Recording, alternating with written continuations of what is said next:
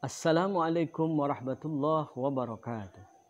Alhamdulillah, alhamdulillahilladzi ja'alal 'aida lil sha'imin wal mu'minin wal mu'minat. Asyhadu an la ilaha illallah wahdahu la syarikalah.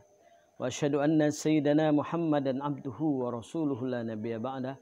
Allahumma salli wa sallim wa barik ala sayyidina Muhammadin wa ala alihi wa ashabihi ajma'in. Amma ba'd.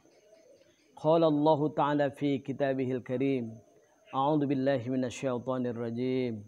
Bismillahirrahmanirrahim. Ahasiban nasu ayyutraku ayyaqulu amanna wa hum la yuftanun.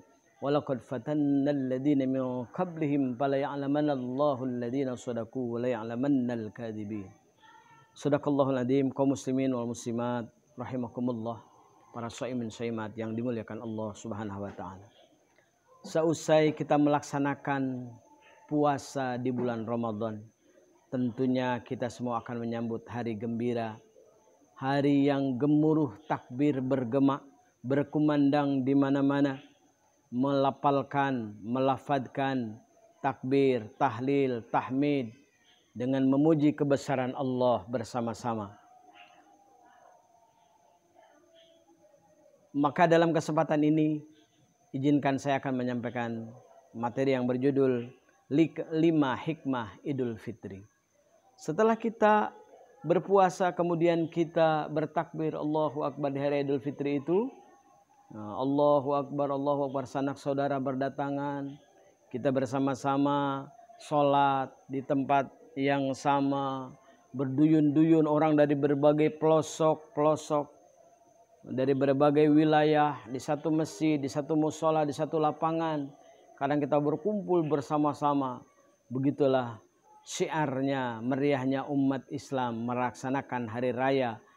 Jutaan orang, ya, ribuan orang, ratusan ribu orang berkumpul di masing-masing tempat yang telah disediakan.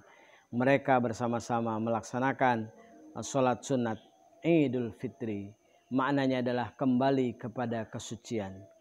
Kita lihat apa hikmah yang terdalamnya. Pertama, hikmah kegembiraan dan tasyakuran. Bertasyakur, bersyukur atas segala nikmat Allah yang telah Allah berikan. Dia bersyukur karena Allah memberikan umur yang panjang.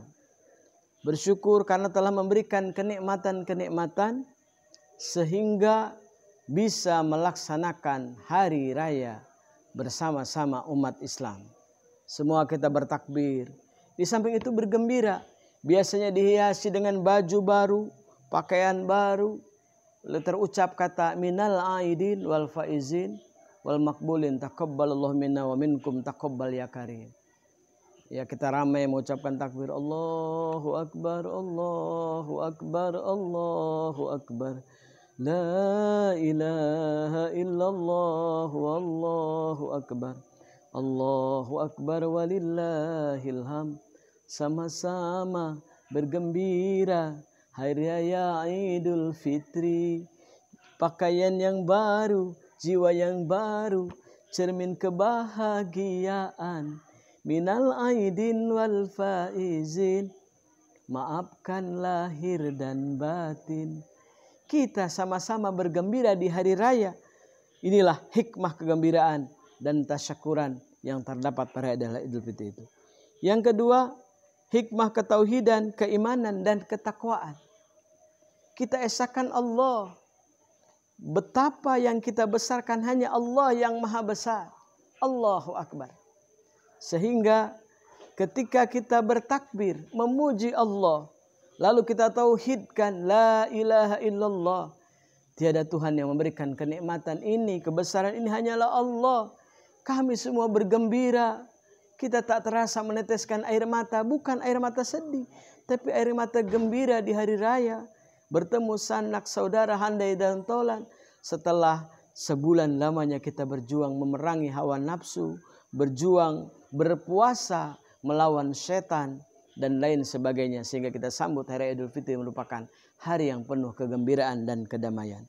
Kita tingkatkan keimanan kita, ketakwaan kita, karena selama Ramadan nikmatnya, selama tiap malam, selama 1 bulan kita melaksanakan sholat sunat tarawih, berkumpul bersilaturahim, kemudian kita berpuasa, setiap maghrib kita mencari makanan dan konsumsi untuk berbuka puasa, mulai dari minuman es yang umum diadakan padahal itu waktu maghrib, tapi orang berebut mencari es karena memang itulah berkah daripada bulan Ramadan.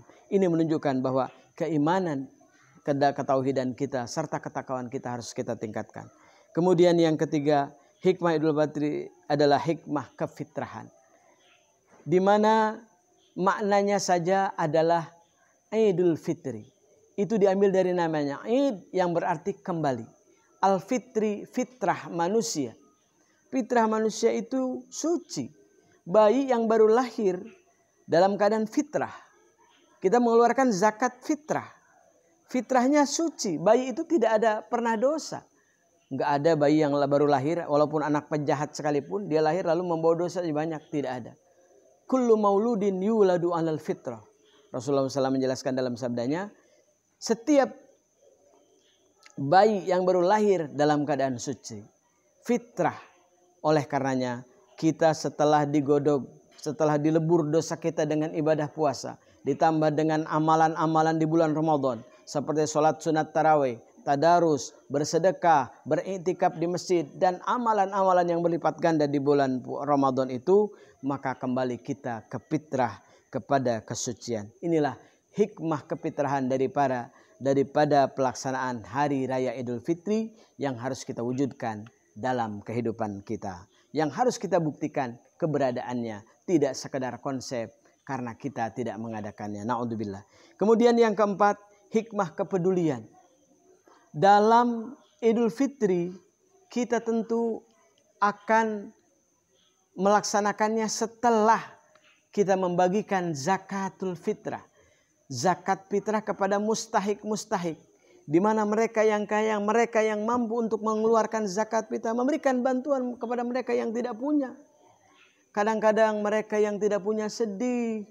Dari awal menanti baju lebaran, sampai sudah saatnya hari raya, belum terbeli juga, meneteskan air mata sedih, anak-anak menangis. Kenapa? Biasa baju lebaran ganti baju baru, dia tidak punya. Tapi kita yang punya kelebihan, kadang dengan senang hati kita bagikan mereka, gembirakan mereka.